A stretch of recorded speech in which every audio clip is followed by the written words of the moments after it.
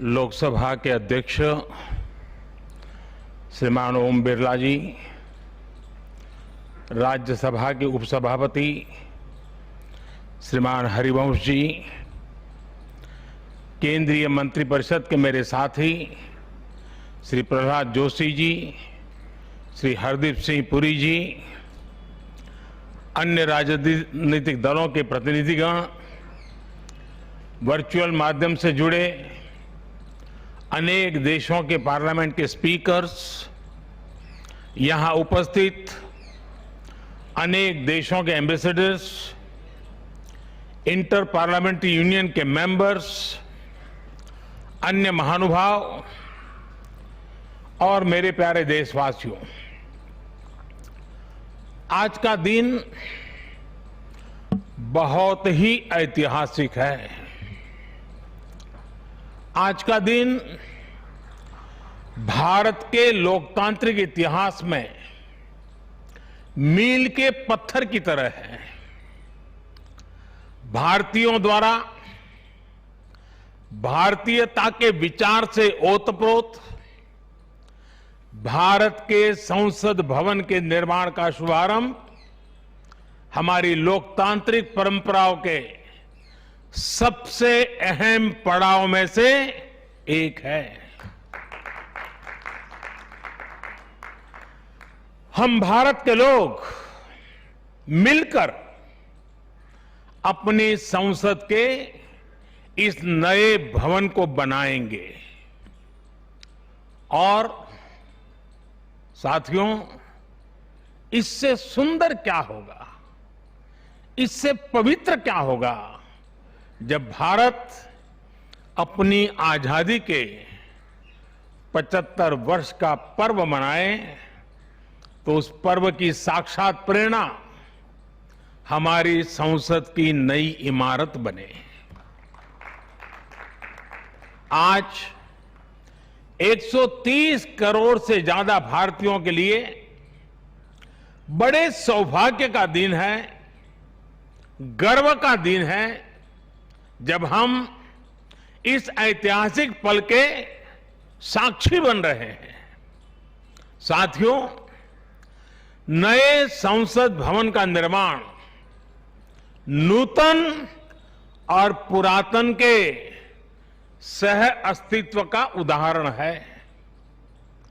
ये समय और जरूरतों के अनुरूप खुद में परिवर्तन लाने का प्रयास है। मैं अपने जीवन में वो क्षण कभी नहीं भूल सकता जब 2014 में पहली बार एक सांसद के तौर पर मुझे संसद भवन में आने का अवसर मिला था। तब लोकतंत्र के इस मंदिर में कदम रखने से पहले मैंने सिर झुकाकर, माथा टेककर लोकतंत्र के इस मंदिर को नमन किया था।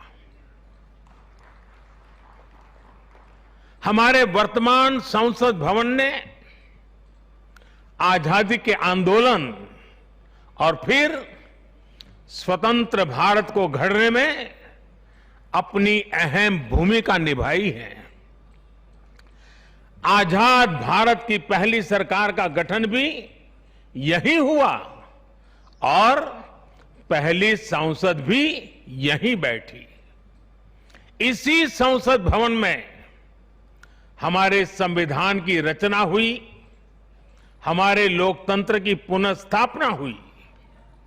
बाबा साहब आंबेडकर और अन्य वरिष्ठों ने सेंट्रल हॉल में गहन मंथन के बाद हमें अपना संविधान दिया। संसद की मौजूदा इमारत स्वतंत्र भारत के हर उतार चढ़ाव, हमारी हर चुनौतियां, हमारे समाधान, हमारी आशाओं आकांक्षाओं, हमारी सफलता का प्रतीक रही है। इस भवन में बना प्रत्येक कानून, इन कानूनों के निर्माण के दौरान संसद भवन में कहीं गहरी अनेक गहरी बातें, ये सब हमारे लोकतंत्र की धरोहर है। लेकिन साथियों, संसद के शक्तिशाली इतिहास के साथ ही यथार्थ को भी स्वीकारना उतना ही आवश्यक है। ये इमारत अब करीब करीब 100 साल की हो रही है। बीते दशकों में इसे तत्कालीन जरूरतों को देखते हुए निरंतर अपग्रेड किया गया। इस प्रक्रिया में कितनी ही बार दीवारों को तोड़ा गया है, कभी नया साउंड सिस्टम, कभी फायर सेफ्टी सिस्टम, कभी आईटी सिस्टम। लोकसभा में बैठने की जगह बढ़ाने के लिए तो दीवारों को भी हटाया गया। इतना कुछ होने के बाद संसद का ये भवन अब विश्राम मांग रहा है। अभी लोकसभा अध्यक्ष जी भी बता रहे थे कि किस तरह बरसों से मुश्किलों भरी स्थिति रही है। बरसों से नए संसद भवन की जरूरत महसूस की गई है। ऐसे में ये हम सभी का दायित्व बनता है कि 21वीं सदी के भारत को अब एक नया संसद भवन मिले। इसी दिशा में आज ये शुभारंभ हो रहा है और इसलिए आज जब हम एक नए संसद भवन का निर्माण कार्य शुरू कर रहे हैं तो वर्तमान संसद परिषद के जीवन में नए वर्ष भी जोड़ रहे हैं। साथियों, नए संसद भवन में ऐसी अनेक नई चीजें की जा रही हैं जिससे सांसदों की एफिशिएंसी बढ़ेगी, उनके वर्क कल्चर में आधुनिक तौर तरीके आएंगे। अब जैसे अपने सांसदों से मिलने के लिए उनके संसदीय क्षेत्र से लोग आते हैं, तो अभी जो संसद भवन है उसमें लोगों को बहुत दिक्कत होती है, आम जनता को दिक्कत होती है, नागरिकों को दिक्कत होती है। आम जनता को अपनी कोई परेशानी अपने सांसद को बतानी है, कोई सुख दुख बांटना है, तो इसके लिए भी संसद भवन में स्थान की बहुत कमी महसूस होती है। भविष्य में प्रत्येक सांसद के पास ये सुविधा होगी कि वो अपने क्षेत्र के लोगों से यही निकट में ही, इसी ये विशाल परिसर के बीच में ही उनको एक व्यवस्था मिलेगी ताकि वो अपने संसदीय क्षेत्र से आए लोगों को उनके सुख दुख बांट सके। साथियों, पुराने संसद भवन ने स्वतंत्रता के बाद के भारत को दिशा दी, तो नया भवन आत्मनिर्भर भारत के निर्माण का गवाह बनेगा। पुराने संसद भवन में देश की आवश्यकताओं की पूर्ति के लिए काम हुआ, तो नए भवन में 21वीं सदी के भारत की आकांक्षाएं पूरी की जाएगी। जैसे आज इंडिया गेट से आगे नेशनल वॉर मेमोरियल ने राष्ट्रीय पहचान बनाई है, वैसे ही संसद का नया भवन अपनी पहचान स्थापित करेगा। देश के लोग, आने वाली पीढ़ियां नए भवन को देखकर गर्व करेगी कि ये स्वतंत्र भारत में बना है। आजादी के 75 वर्ष का स्मरण करते हुए इसका निर्माण हुआ है।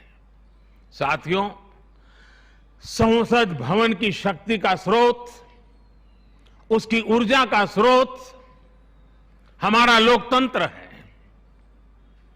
आजादी के समय किस तरह से एक लोकतांत्रिक राष्ट्र के रूप में भारत के अस्तित्व पर संदेह और शंकाएं जताई गई थी, ये इतिहास का हिस्सा है।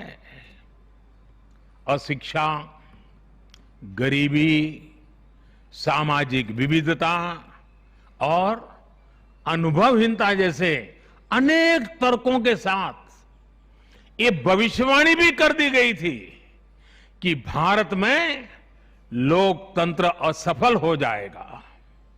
आज हम गर्व से कह सकते हैं कि हमारे देश ने उन आशंकाओं को न सिर्फ गलत सिद्ध किया है, बल्कि 21वीं सदी की दुनिया भारत को अहम लोकतांत्रिक ताकत के रूप में आगे बढ़ते हुए देख भी रही है। साथियों, लोकतंत्र भारत में क्यों सफल हुआ,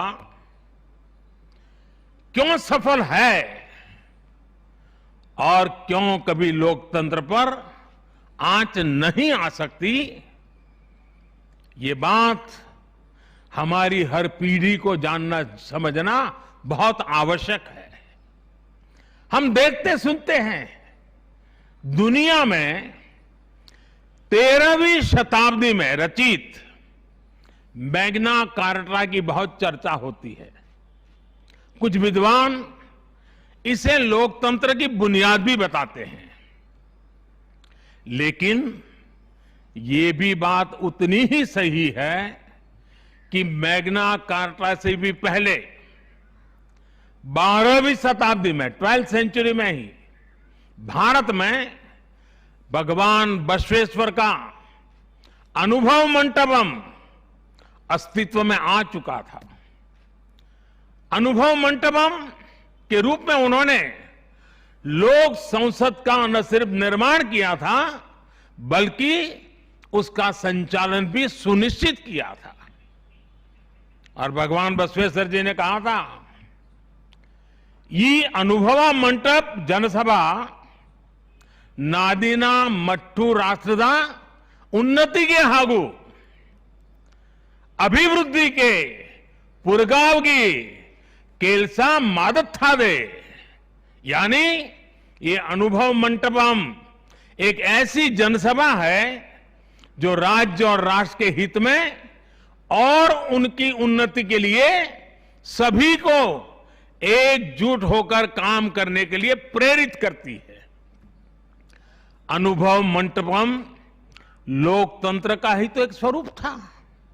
साथियों, इस कालखंड के और पहले जाएं तो तमिलनाडु में चेन्नई से 80-85 किलोमीटर दूर उत्तरा मेरूर नाम के गांव में एक बहुत ही ऐतिहासिक साक्ष्य दिखाई देता है। इस गांव में चोल साम्राज्य के दौरान 10वीं शताब्दी में पत्थरों पर तमिल में लिखी गई पंचायत व्यवस्था का वर्णन है। 10th सेंचुरी, और इसमें बताया गया है कि कैसे हर गांव को कुडुम में कैटेगराइज किया जाता था, जिनको अगर आज की भाषा में कहना है तो हम आज उसको एक वार्ड कह सकते हैं। उन कुटुंबों से एक एक प्रतिनिधि महासभा में भेजा जाता था, और जैसा आज भी होता है, इस गांव में 1000 वर्ष पूर्व जो महासभा लगती थी वो आज भी वहां मौजूद है। और साथियों, 1000 वर्ष पूर्व बनी इस लोकतांत्रिक व्यवस्था में एक और बात बहुत महत्वपूर्ण थी।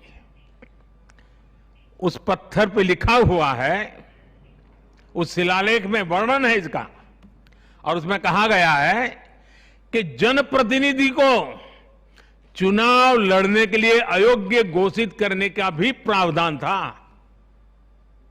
उस जमाने में। और नियम क्या था? नियम यह था कि जो जनप्रतिनिधि अपनी संपत्ति का ब्यौरा नहीं देगा, वो और उसके करीबी रिश्तेदार चुनाव नहीं लड़ पाएंगे। कितने सालों पहले, सोचिए कितनी बारीकी से उस समय पर हर पहलू को सोचा गया, समझा गया, अपनी लोकतांत्रिक परंपराओं का हिस्सा बनाया गया। साथियों, लोकतंत्र का हमारे इतिहास देश के हर कोने में नजर आता है, कोने कोने में नजर आता है। कुछ शब्दों से तो हम बराबर परिचित हैं। सभा, समिति, गणपति, गणाधिपति, ये शब्दावली हमारे मन मस्तिष्क में सदियों से प्रवाहित है। सदियों पहले शाक्य, मल्ल और वेजी जैसे गणतंत्र हो, लिच्छवी, मल्लक, मड़क और कंबोज जैसे गणराज्य हो, या फिर मौर्य काल में कलिंग, सभी ने लोकतंत्र को ही शासन का आधार बनाया था।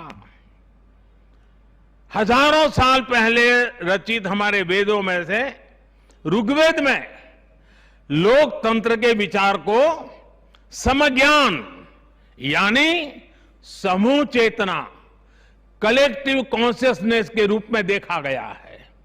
साथियों, आमतौर पर अन्य जगहों पर जब डेमोक्रेसी की चर्चा होती है तो ज्यादातर चुनाव की प्रक्रिया, इलेक्टेड मेंबर्स, उनके गठन की रचना, शासन प्रशासन, लोकतंत्र की परिभाषा इन्हीं चीजों के आसपास रहती है। इस प्रकार की व्यवस्था पर अधिक बल देने को ही ज्यादातर स्थानों पर उसी को डेमोक्रेसी कहते हैं।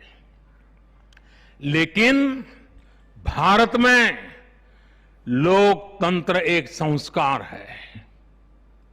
भारत के लिए लोकतंत्र जीवन मूल्य है, जीवन पद्धति है, राष्ट्र जीवन की आत्मा है। भारत का लोकतंत्र सदियों के अनुभव से विकसित हुई व्यवस्था है। भारत के लिए लोकतंत्र में जीवन मंत्र भी है, जीवन तत्व भी है और साथ ही व्यवस्था का तंत्र भी है, तत्व भी है, तंत्र भी है। समय समय पर इसमें व्यवस्थाएं बदलती रही, प्रक्रियाएं बदलती रही, लेकिन आत्मा लोकतंत्र ही रही। और विडंबना देखिए, आज भारत का लोकतंत्र हमें पश्चिमी देशों से न समझाया जाता है। जब हम विश्वास के साथ अपने लोकतांत्रिक इतिहास का गौरवगान करेंगे तो वो दिन दूर नहीं जब दुनिया भी कहेगी India is mother of democracy, India is mother of democracy, India is mother of democracy. साथियों, भारत के लोकतंत्र में समाहित शक्ति ही देश के विकास को नई ऊर्जा दे रही है, देशवासियों को नया विश्वास दे रही है।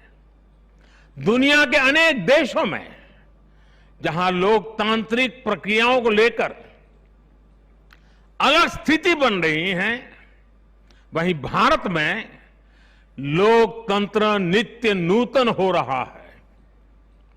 हाल के वर्षों में हमने देखा है कि कई लोकतांत्रिक देशों में अब वोटर टर्नआउट लगातार घट रहा है।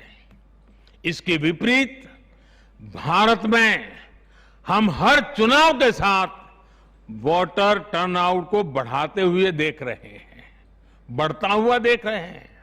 इसमें भी महिलाओं और युवाओं की भागीदारी निरंतर बढ़ती जा रही है। साथियों, इस विश्वास की, इस आस्था की वजह है भारत में लोकतंत्र हमेशा से ही गवर्नेंस के साथ ही मतभेदों और विरोधाभासों को सुलझाने का महत्वपूर्ण माध्यम भी रहा है।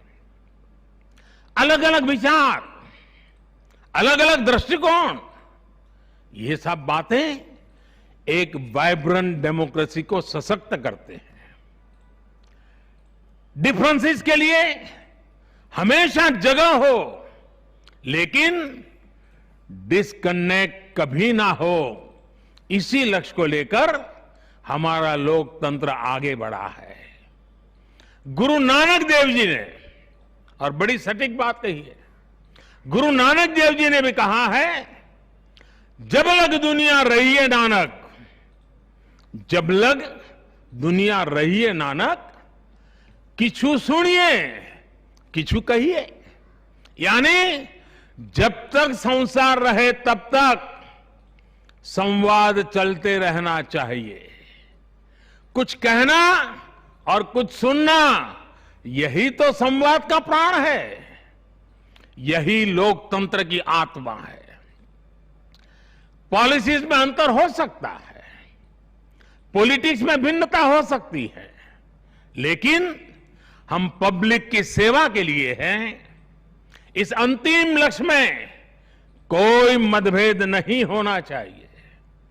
वाद संवाद संसद के भीतर हो या संसद के बाहर, राष्ट्र सेवा का संकल्प, राष्ट्रहित के प्रति समर्पण लगातार झलकना चाहिए। और इसलिए आज जब नए संसद भवन का निर्माण शुरू हो रहा है, तो हमें याद रखना है कि वो लोकतंत्र जो संसद भवन के अस्तित्व का आधार है, उसके प्रति आशावाद को जगाए रखना हम सभी का दायित्व है। हमें हमेशा याद रखना है कि संसद पहुंचा हर प्रतिनिधि जवाबदेह है। ये जवाबदेही जनता के प्रति भी है और संविधान के प्रति भी है। हमारा हर फैसला राष्ट्र प्रथम, नेशन फर्स्ट, इसकी भावना से ही होना चाहिए। हमारे हर फैसले में राष्ट्रहित सर्वोपरि रहना चाहिए। राष्ट्रीय संकल्पों की सिद्धि के लिए हम एक स्वर में, एक आवाज में खड़े हो, ये बहुत जरूरी है। साथियों, हमारे यहां जब मंदिर के भवन का निर्माण होता है, तो शुरू में उसका आधार सिर्फ ईंट पत्थर ही होता है। कारीगर, शिल्पकार सभी के परिश्रम से मंदिर के भवन का निर्माण पूरा होता है। लेकिन वो भवन एक मंदिर तब बनता है, उसमें पूर्णता तब आती है जब उसमें प्राण प्रतिष्ठा होती है। प्राण प्रतिष्ठा होने तक वो सिर्फ एक इमारत ही रहता है। साथियों, नया संसद भवन भी बनकर तो तैयार हो जाएगा, लेकिन वो तब तक एक इमारत ही रहेगा जब तक उसकी प्राण प्रतिष्ठा नहीं होगी। लेकिन ये प्राण प्रतिष्ठा किसी एक मूर्ति की नहीं होगी। लोकतंत्र के इस मंदिर में इसका कोई विधा विधान भी नहीं है, विधि विधान भी नहीं है। इस मंदिर की प्राण प्रतिष्ठा करेंगे इसमें चुनकर आने वाले जनप्रतिनिधि, उनका समर्पण, उनका सेवा भाव इस मंदिर की प्राण प्रतिष्ठा करेगा। उनका आचार, विचार, व्यवहार इस लोकतंत्र के मंदिर की प्राण प्रतिष्ठा करेगा। भारत की एकता, अखंडता को लेकर किए गए उनके प्रयास इस मंदिर की प्राण प्रतिष्ठा की ऊर्जा बनेंगे। जब एक एक जनप्रतिनिधि अपना ज्ञान, अपना कौशल्य, अपनी बुद्धि, अपनी शिक्षा, अपना अनुभव पूर्ण रूप से यहां निचोड़ देगा, राष्ट्रहित में निचोड़ देगा, उसी का अभिषेक करेगा, तब इस नए संसद भवन की प्राण प्रतिष्ठा होगी। यहां राज्यसभा काउंसिल ऑफ स्टेट्स है, एक ऐसी व्यवस्था है जो भारत के फेडरल स्ट्रक्चर को बल देती है। राष्ट्र के विकास के लिए राज्य का विकास, राष्ट्र के विकास के लिए राज्य का विकास, राष्ट्र की मजबूती के लिए राज्य की मजबूती, राष्ट्र के कल्याण के लिए राज्य का कल्याण, इस मूलभूत सिद्धांत के साथ काम करने का हमें प्रण लेना है। पीढ़ी दर पीढ़ी आने वाले कल में जो जनप्रतिनिधि यहां आएंगे, उनके शपथ लेने के साथ ही प्राण प्रतिष्ठा के इस महायज्ञ में उनका योगदान शुरू हो जाएगा। इसका लाभ देश के कोटि कोटि जनों को होगा।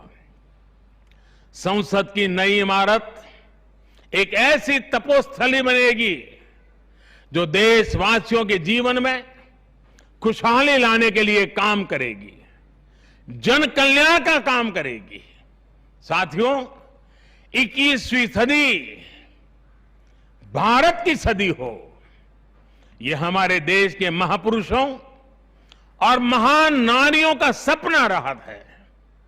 लंबे समय से इसकी चर्चा हम सुनते आ रहे हैं। 21वीं सदी भारत की सदी तब बनेगी जब भारत का एक एक नागरिक अपने भारत को सर्वश्रेष्ठ बनाने के लिए अपना योगदान देगा। बदलते हुए विश्व में भारत के लिए अवसर बढ़ रहे हैं। कभी कभी तो लगता है जैसे अवसर की बाढ़ आ रही है। इस अवसर का हमें किसी भी हालत में, किसी भी सूरत में इन अवसरों को हमें हाथ से निकलने नहीं देना है। पिछली शताब्दी के अनुभवों ने हमें बहुत कुछ सिखाया है। उन अनुभवों से सीखे और उन अनुभवों की सीख हमें बार बार याद दिला रही है कि अब समय नहीं गंवाना है, समय को साधना है। साथियों, एक बहुत पुरानी और महत्वपूर्ण बात मैं आज जिक्र करना चाहता हूं। वर्ष 1897 में स्वामी विवेकानंद जी ने देश की जनता के सामने 1897 में कहा था कि अगले 50 सालों के लिए उन्होंने एक आह्वान किया था और स्वामी जी ने कहा था कि आने वाले 50 सालों तक भारत माता की आराधना ही सर्वोपरि हो। देशवासियों के लिए उनका यही एक काम, भारत माता की आराधना। और हमने देखा उस महापुरुष की वाणी की ताकत। इसके ठीक 50 वर्ष बाद 1947 में भारत को आजादी मिल गई थी। आज जब संसद के नए भवन का शिलान्यास हो रहा है तो देश को एक नए संकल्प का भी शिलान्यास करना है। हर नागरिक को नए संकल्प का शिलान्यास करना है। स्वामी विवेकानंद जी ने उनके उस आह्वान को याद करते हुए हम सबको ये संकल्प लेना है। ये संकल्प हो इंडिया फर्स्ट का, भारत सर्वोपरि। हम सिर्फ और सिर्फ भारत की उन्नति, भारत के विकास को ही अपनी आराधना बना ले। हमारा हर फैसला देश की ताकत बढ़ाए, हमारा हर निर्णय, हर फैसला एक ही तराजू में तोला जाए, और वो तराजू है देश का हित सर्वोपरि, देश का हित सबसे पहले। हमारा हर निर्णय वर्तमान और भावी पीढ़ी के हित में हो। साथियों, स्वामी विवेकानंद जी ने तो 50 वर्ष की बात की थी।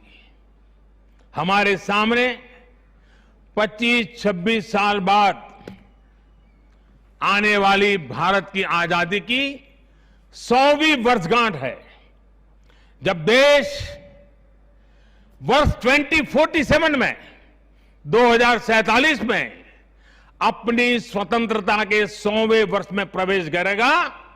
तब हमारा देश कैसा हो, हमें देश को कहां तक ले जाना है, इस 25-26 वर्ष कैसे हमें खप जाना है, इसके लिए हमें आज संकल्प लेकर काम शुरू करना है। जब हम आज संकल्प लेकर देश हित को सर्वोपरि रखते हुए काम करेंगे, तो देश का वर्तमान ही नहीं बल्कि देश का भविष्य भी बेहतर बनाएंगे। आत्मनिर्भर भारत का निर्माण, समृद्ध भारत का निर्माण अब रुकने वाला नहीं है, कोई रोक भी नहीं सकता। साथियों, हम भारत के लोग ये प्रण करें, हमारे लिए देश हित से बड़ा और कोई हित कभी नहीं होगा। हम भारत के लोग ये प्रण करें, हमारे लिए देश की चिंता अपनी खुद की चिंता से बढ़कर होगी। हम भारत के लोग ये प्रण करें, हमारे लिए देश की एकता अखंडता से बढ़कर कुछ नहीं होगा। हम भारत के लोग ये प्रण करें, हमारे लिए देश के संविधान की मान मर्यादा और उसकी अपेक्षाओं की पूर्ति जीवन का सबसे बड़ा ध्येय होगी। हमें गुरुदेव रविन्द्रनाथ टैगोर की ये भावना हमेशा याद रखनी है। और गुरुदेव रविन्द्रनाथ टैगोर की भावना क्या थी? गुरुदेव कहते थे, एकोता उत्साहो धरो, एकोता उत्साहो धरो, জাতীয় উন্নতি করো, দুসুক ভুবনে সবে ভারতের জয়। यानी एकता का उत्साह थामे रहना है, हर नागरिक उन्नति करे, पूरे विश्व में भारत की जय जयकार हो। मुझे विश्वास है हमारी संसद का नया भवन हम सभी को एक नया आदर्श प्रस्तुत करने की प्रेरणा देगा। हमारी लोकतांत्रिक संस्थाओं की विश्वसनीयता हमेशा और मजबूत होती रहे। इसी कामना के साथ मैं अपनी वाणी को विराम देता हूं और 2047 के संकल्प के साथ पूरे देशवासियों को चल पड़ने के लिए निमंत्रण देता हूं। आप सबका बहुत बहुत धन्यवाद।